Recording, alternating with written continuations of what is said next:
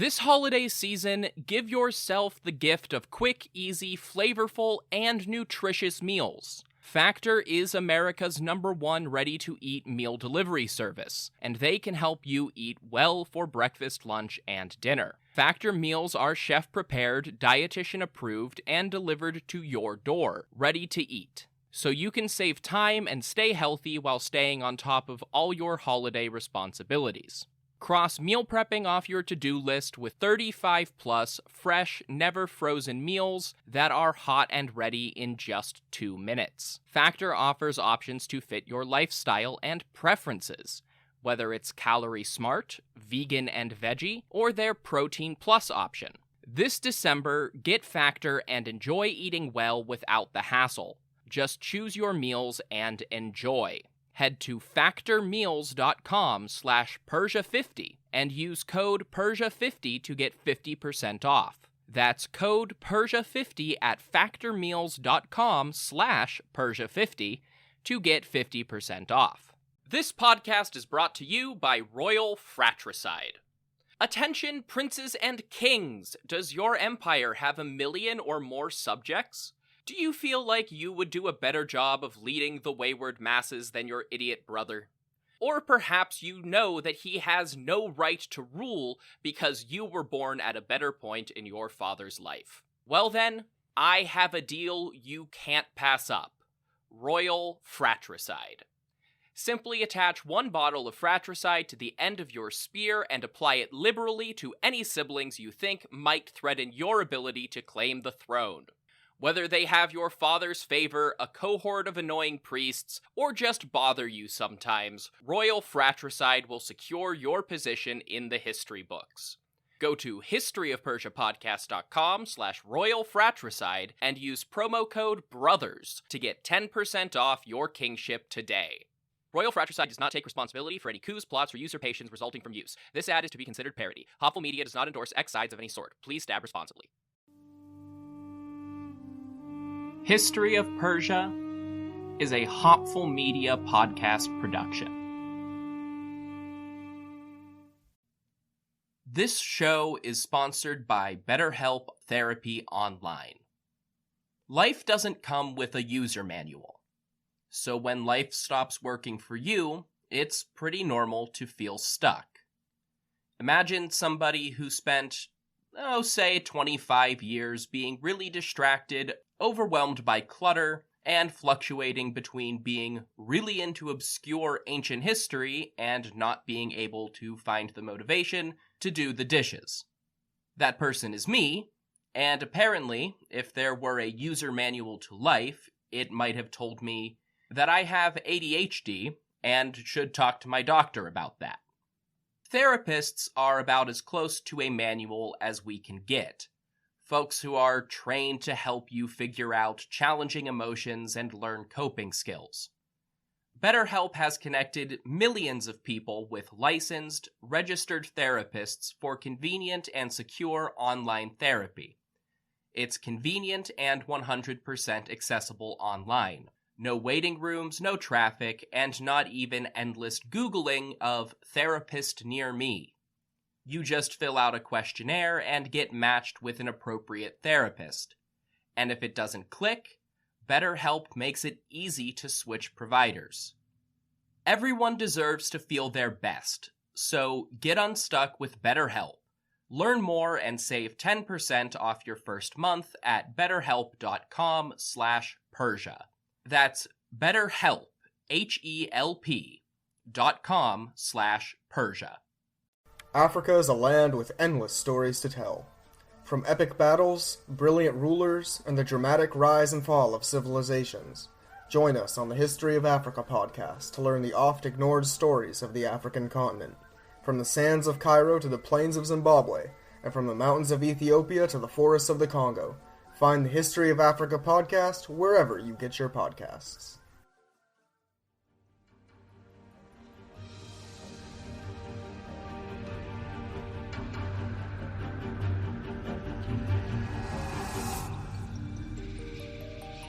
Hello everyone, welcome to the History of Persia.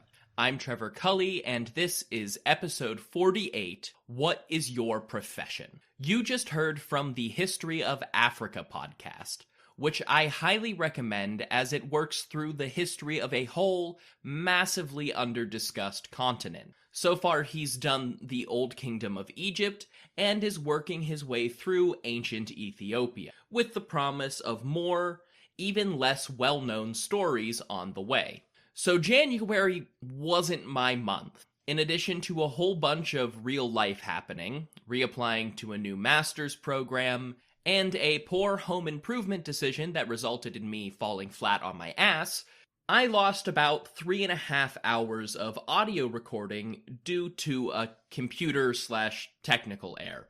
I've done a lot of re-recording, and things should start trickling back out of the history of Persia in a semi-timely manner. As it stands, the next installment of the Gothas should drop this week and wrap up next week. A remastered version of my 300 review on Patreon should release just after this episode. The next episode of the regular podcast will come out, and then we'll get to my review of the 300 sequel, Rise of an Empire, whatever that actually refers to.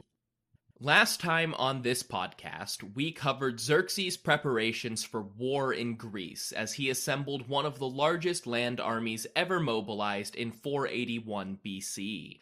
They built bridges, dug canals, assembled a navy of 600 ships or so, and a gradual snowball effect rolled across the empire until 200,000 warriors from across Persian territory found themselves in southern Macedon, poised to cross the river and invade the land we call Greece.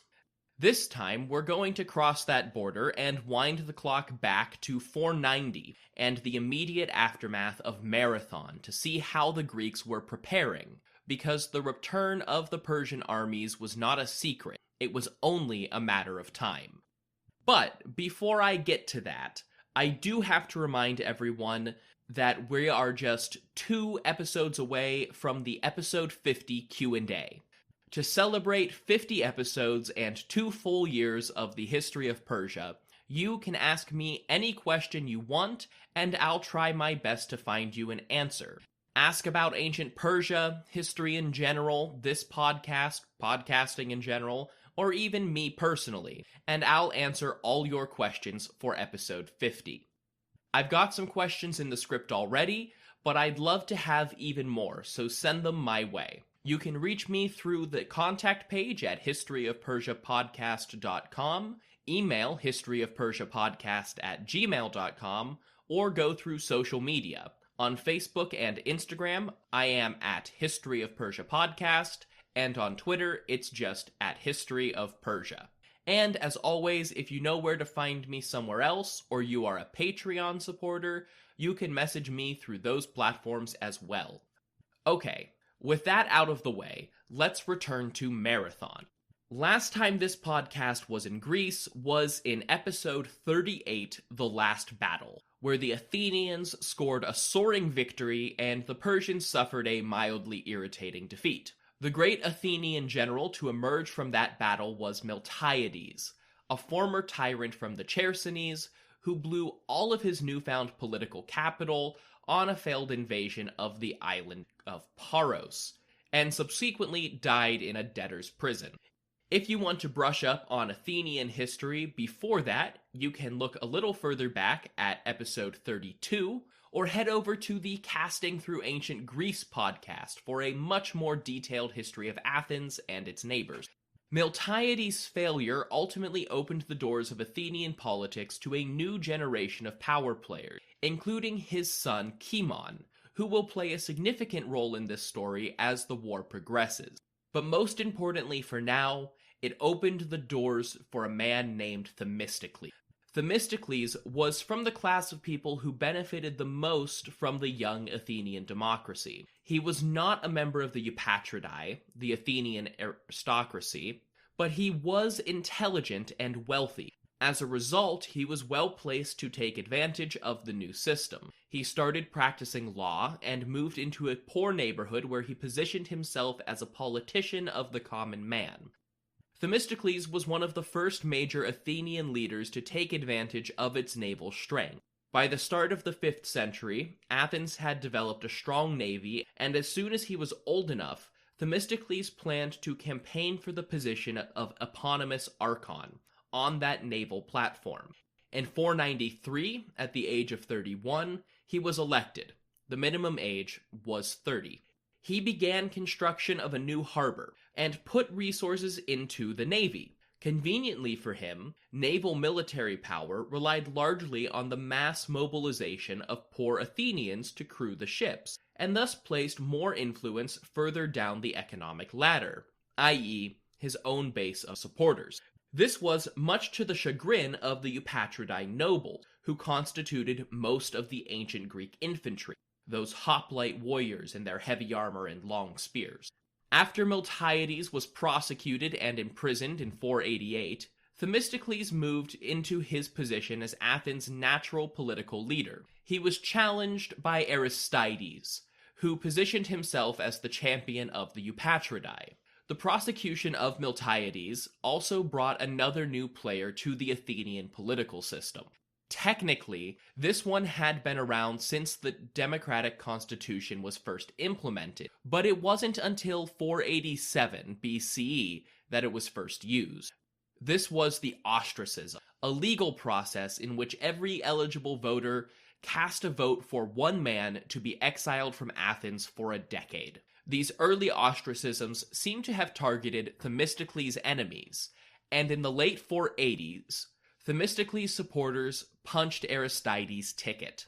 In 483, a large vein of silver was discovered in the Athenian silver mines, and Themistocles wanted to take this newfound money and use it for the navy. Aristides tried to take a leaf out of his rival's playbook and suggested giving the money to the Athenian people. Knowing that the masses were fickle and wouldn't take Persia as an immediate threat, Themistocles argued that they desperately needed ships to combat Aegina, the island city they were currently at war with. That logic easily won over the assembly, and Themistocles got his navy. Aristides was sent into exile the next year. The major battle between these two men was over the implementation of that navy. Themistocles apparently sought to position Athens as the naval defense for all of Greece in the face of a looming return of Persian aggression. His aristocratic rivals resisted this in an attempt to preserve the importance of the hoplite class. Despite their best efforts, Themistocles built his ships and had them ready when the Persians started to set sail. The next year, in 481, with the Persian army actively on the march, Themistocles headed an Athenian delegation to the city of Corinth for a congress of about 70 Greek city-states to make a plan and combat the oncoming invasion. It was a genuine feat of unity and organization for the Greek city-states. In addition to representing 70 different independent governments, several of the poleis present were actively at war with one another, like Athens and Aegina. After some debate arguing over tactics and command, about 30 members of this Congress came to an agreement. They formed an alliance, with the city of Sparta providing official military command. While some of their rivals wailed and moaned, and the city of Argos even sided with Persia, there was never any real contention that the Spartan kings would command the land army. The navy was subject to more debate. Themistocles tried to claim the naval command for himself, but Athens' rivals refused to accept that, and eventually they agreed that a Spartan commander would officially lead the navy as well. However, as Athens provided the largest section of the fleet, some 200 ships in all, Themistocles was the de facto commander anyway. By and large, the 30 city-states that joined were located in the south of Greece, and most of those were in the Peloponnese, loyal to Sparta. The nearly 700 other Greek cities that comprised the so-called Greek world remained largely neutral, awaiting the outcome of the war. Others were occupied in their own territory, like Syracuse in Sicily preparing for a war with Carthage, already conquered by Persia, like the cities of Ionia, too far away, like those in Iberia and modern France, or planning to submit, like many cities in Thessaly in the north of Greece. These 30 cities formed what historians have called the Hellenic League, although Herodotus just called them the Hellenes, the Greeks in actual Greek. Many historians also refer to them as the Allies, in the same vein as the factions of the World Wars, which points to a somewhat obvious bias toward the Greeks in many modern historians. After this first Congress, though, the individual members of the newly formed league went home and made their own preparations for war. Now, we've been bumping into the Spartans for a while now. First, Croesus called on them, and they didn't show up to fight Cyrus. Then Aristagoras tried to get their help back in 498. They considered it, and ultimately refused to show up in support of the Ionian Revolt. In 490, they were supposed to support Athens at Marathon, but the religious festival of the Carneia prevented them from sending troops. Now, in 481, they made a firm commitment to defend Hellas against the Persian invasion, as the official military commanders of the overall force. But really, outside of the guys who don't fight the Persians, who are these Spartans, and why have you heard of them? Well, part of the reason you've heard of them is because Gerard Butler married Cersei Lannister, teamed up with Faramir and Magneto, and then fought the Persians while everyone was mostly naked in 300. That, or because edgy people online talk about how badass they were, also because of 300. They've also inspired a lot of bumper stickers with Corinthian helmets on cop cars and AR-15s, but maybe more about that some other time. Basically, they're famous today for things that haven't happened yet at this point in our narrative, but they were already laying the foundations for that fame. I covered some of their recent history back in episode 32, but only surrounding Cleisthenes, the king who rejected Aristagoras and the Milesians' call for aid. At that point, I focused more on the history of Athens because they were more involved. Today, I'm going to give Sparta the same treatment. Obviously, just in the back half of this episode, I won't be able to go into complete detail about the whole history of a very unique culture. If you want more information about the Spartans, the aforementioned Casting Through Ancient Greece podcast is a great option, and there is even a dedicated Spartan history podcast, which will also have links in the episode description. So it all starts with the goddess Gaia, the literal Earth herself, the primordial progenitor of all life. And no, I'm not actually going to run through the whole Greek mythological history, because this isn't that type of podcast. But the point is, I could if I wanted. The Spartans usually called themselves Lacedaemonians, after the region they ruled, rather than Spartans after their capital city. They traced their lineage back to two different legends. One, the famous Trojan War, and two, an event called the Return of the Heraclidae. Sparta figures heavily into the origins of the Trojan War, according to myth. Helen, of Golden Apple fame, was the wife of Menelaus, the king of Sparta, and it was Menelaus who spurred the Greeks to action, usually called the Achaeans in the works of Homer. Helen ran away with Prince Paris of Troy, sparking a 10-year war between the cities of the Achaeans and the city of Troy, also called Ilium, hence the Iliad. Of course, only the barest bones of that story have any facts to tie them to history, and one of the more legendary elements is the role of Sparta. In the Bronze Age, when the story of the Trojan War is set, Sparta was a very minor settlement in the Peloponnese, that little square peninsula in southern Greece, a region otherwise dominated by the great palace city of Mycenae. It was only in the Greek Dark Age, as the Bronze Age transitioned to iron, that Sparta gained any real notoriety and Mycenae declined. Then there's the return of the Heraclidae. According to legend, the Heraclidae were the sons of the demigod Heracles, Hercules to Romans and modern Disney. They had been exiled to the north of Greece, in the region of Macedon and Thrace. But during the Dark Age period, they returned, pillaged their way through northern Greece, and conquered the Peloponnese, leading to the foundation of Sparta as we know it in the historical period. The return of the Heraclidae, even in antiquity, was associated with the sudden appearance of the Doric dialect of ancient Greece. I've mentioned the different dialects before, way back in episode 6, introducing Ionia, but the important thing to note is that northern Greece was basically divided straight up the middle, with Doric prominent in the west and Aeolic dialects in the eastern region called Thessaly.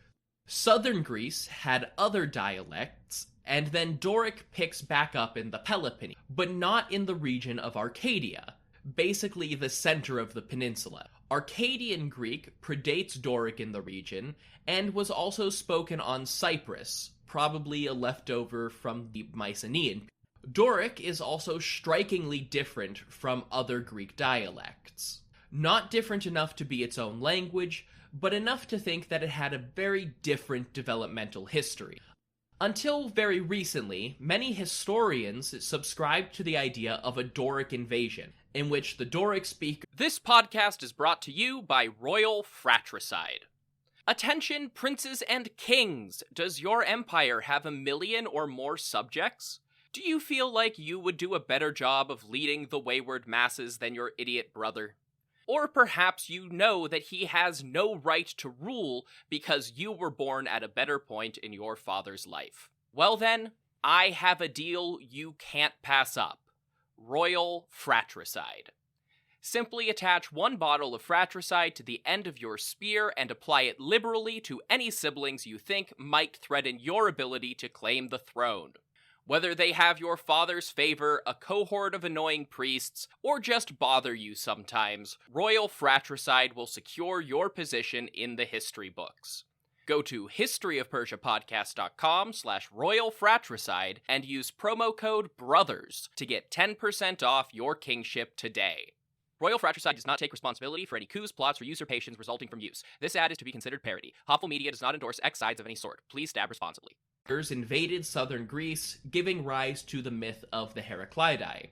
Today, that's being reconsidered as anything from an invasion to a slow migration, isolated linguistic developments during the Dark Age, or even the idea that it was the language of the common people and had always been there underneath the Arcadian dialect. This is important mostly because it shows how the Spartans were even ethnically seen as just a bit different from other Greeks. The Spartan kings also tied their legitimacy to these Doric Heraclidae. After taking control of the Peloponnese, the Heraclidae divided into the various warring city-states of the region. Sparta, on the other hand, developed a unique system of dual monarchy, with 2 kings ruling simultaneously from different lines of a previously united royal house. One was traced back to a king named Agi, and was called the Agiad house. The other went back to Eurypontus, and was called the Eurypontid house. If much later histories are to be believed, these lines were established around the late 10th century BCE. They warred with their neighbors, eventually establishing themselves as the dominant force in the region. But part of this process was also the establishment of another unique institution. It wouldn't be beyond the pale to call it a peculiar institution. King Agis I is credited with subjugating the native inhabitants of Laconia, the region around Sparta, and turning them into the first helots. The early helots were simply slaves to their Spartan conquerors, but probably remained bound to their land, which was now owned by the ruling class of those Spartans. But even with this newfound place of prominence, the Spartans were odd but not more militant than the rest of Greece. According to much later histories, they lacked any specific rule of law beyond their despotic kings, and lived in violent chaos until a younger scion of the Eurypontid dynasty named Lycurgus was given absolute power over the Spartan legal code. With a little help from the prophetess at the Oracle of Delphi, Lycurgus is credited with establishing the Spartan constitution, as it was known in classical Greece. Modern historians debate whether or not Lycurgus is an entirely legendary figure, or a historical lawmaker who had later laws attributed to him. It's easier to explain the Spartan constitution as if he were real, because we have no real way of knowing what the actual slow development process looked like. Much like Solon in Athens, Lycurgus is credited with establishing a citizens' council, a legislative council called the Gerousia, which was made up of 28 leading Spartans and met with the kings to decide on the most pressing issues of the day. The idea was that a small council could balance between tyranny and mob rule with a more oligarchical approach. 130 years later, the executive power of the kings was given over to a council of 5 elder Spartan statesmen called the Ephors.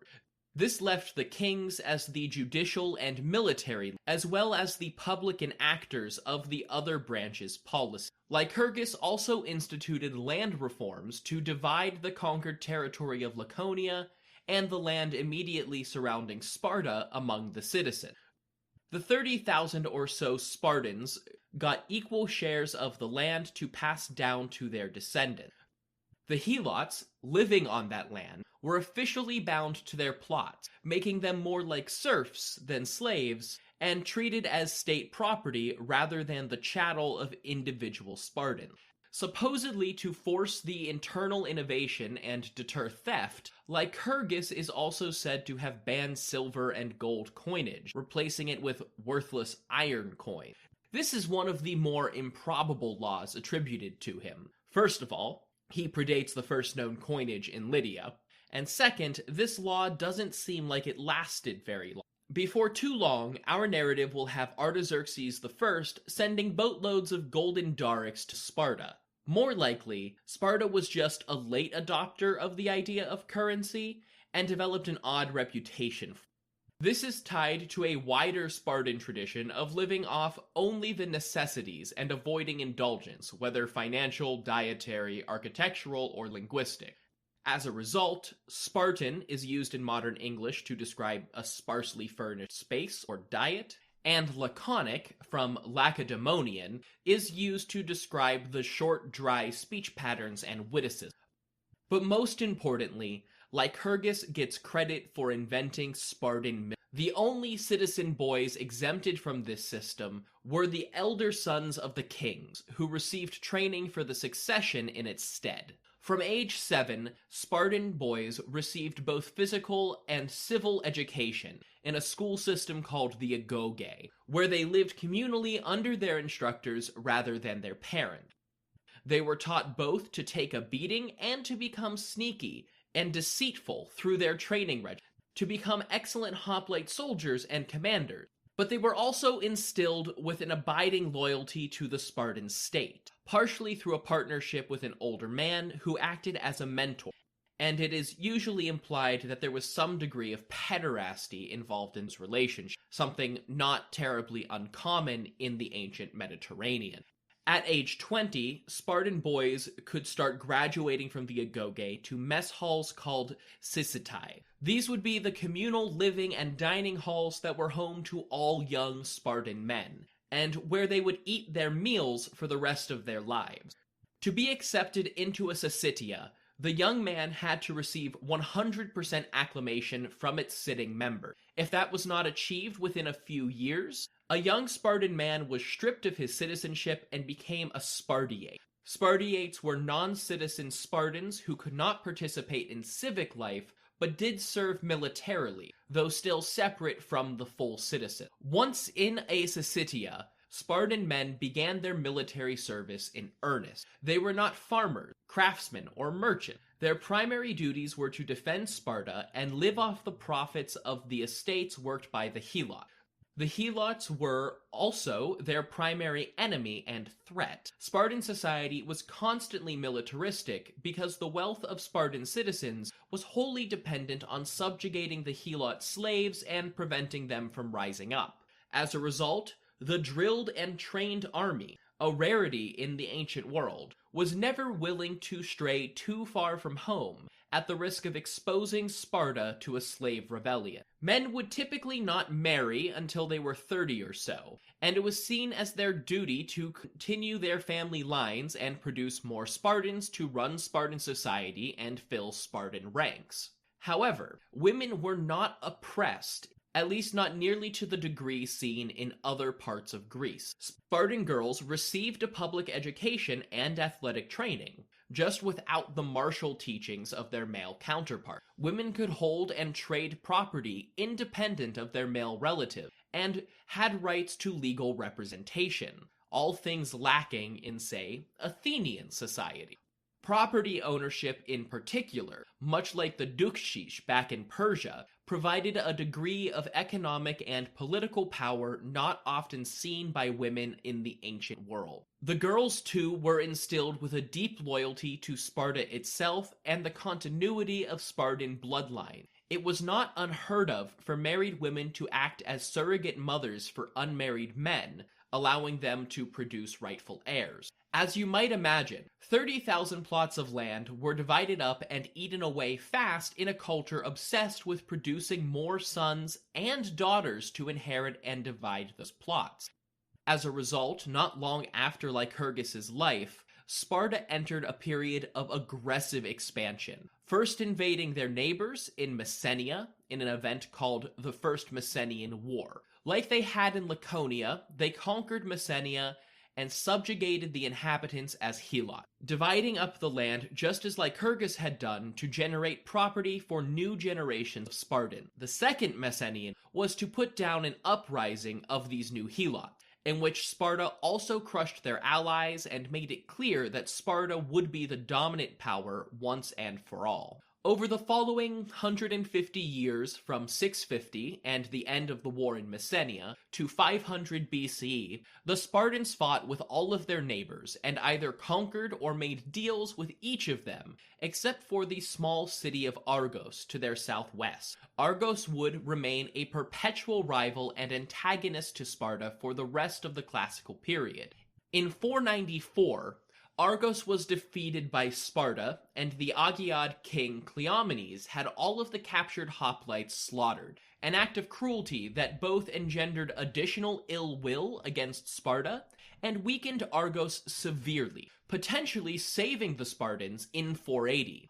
Argos went on to side with Xerxes as he approached Greece, but had not yet raised enough new troops to be an effective threat in the Peloponnese. The cities they could not subjugate outright were forced to join an alliance known as the Peloponnesian League, in which Sparta could call on them for military aid, and they would be obliged to provide it, but they could not call on Sparta to do the same.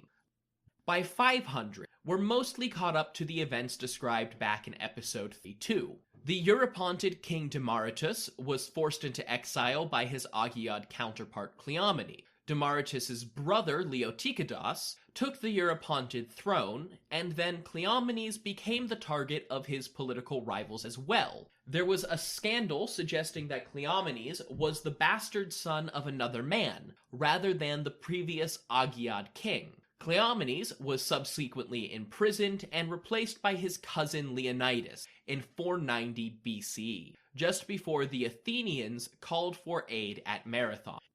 It would have been Leotychidas's turn as the Spartan king in charge of military during the Congress of 481, but Leonidas was doubtlessly involved as well, as he would take command of the Spartan army the next year, when the Persians were actually on the offensive. As Xerxes and the Persian army were crossing the Hellespont in the spring of 480, a second congress was convened. A delegation from Thessaly, the northeastern corner of Greece, which would be invaded first, suggested the Vale of Tempe as the first line of defense, right on their border with Macedon. Technically, it was a year for the Olympic Games, a time when Greek cities were supposed to lay down their arms and declare a general truce. But everyone seems to have decided to set that aside in the face of a larger and more practical threat. Themistocles and a Spartan sub-commander took an advanced force of 10,000 allied troops all the way to the Macedonian border to intercept the Persians and hold the line. It was at this time that the two spies I described in the last episode were captured in the Persian camp. They were shown the camp, told the size and scope of the Persian invasion force, and sent home unharmed, where they went to the Greek commanders and bewailed how hopelessly outnumbered they really were. the Greeks still didn't have a choice but to defend or surrender, so Themistocles' men took up positions in the Vale of Tempe. However, King Alexander I of Macedon sent word to the Greeks and told them that the Persians already knew about a path through the mountains which would allow them to circumvent the Vale altogether, exposing the Greek rear and pinning them in the narrow pass. After some deliberation, the Greeks ultimately determined that they had to abandon Thessaly for the time being.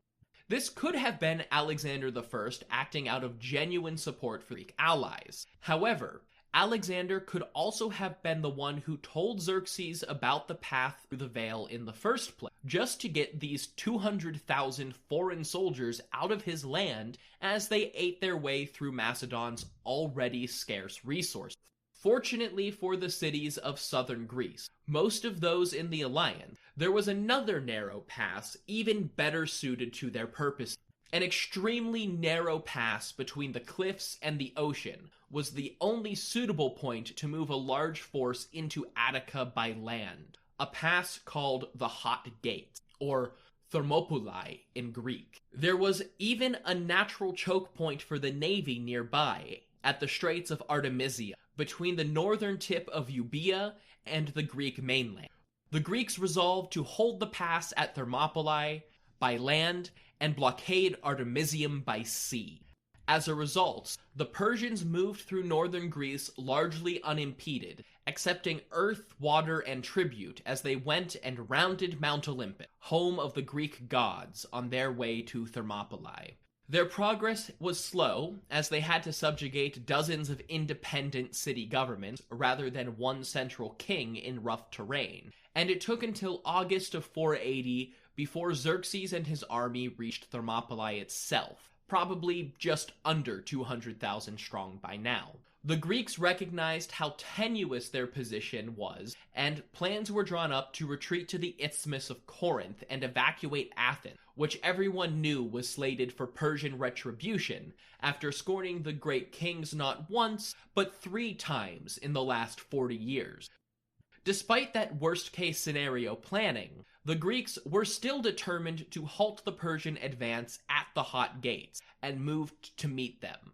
Unfortunately for this Greek alliance at large, it was August, dead in the middle of the Carneia, the Spartan religious festival that had prevented the Spartans from sending aid to Marathon a decade earlier. Everyone else in Greece may have set aside the Olympic truce, but Sparta would not give up the Carneia, even at the 11th hour. Instead, Leonidas was given permission from the citizen councils to take his personal bodyguard of 300 Spartan men to Thermopylae, where he would act as the supreme commander of the Greek forces.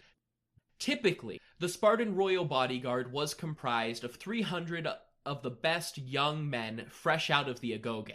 But Leonidas set aside that tradition and refilled his ranks with 300 veteran fighters. The fact that he made that call is either a later legend propagated by Herodotus, or a suggestion that Leonidas himself was not expecting the front line at Thermopylae to survive the Persian assault even before the battle began. Leonidas set out with his 300 Spartan citizen hoplites, about 900 Spartiates and non-citizens called perioikoi, between 3,000 and 4,000 troops from other cities in the Peloponnesian League, and possibly as many as 900 helots to support the Spartans. An additional 5,000 to 6,000 troops joined them from the rest of southern Greece. With a final tally somewhere just north of 10,000 men, Leonidas' army blockaded the southern end of Thermopylae. Meanwhile, Themistocles and Eurybiades of Sparta put 127 Athenian triremes into action, combined with the fleets of all other allied cities to sail 280 warships up to the Straits of Artemisia. And with that, the stage is set for 3 of the most famous days in military history.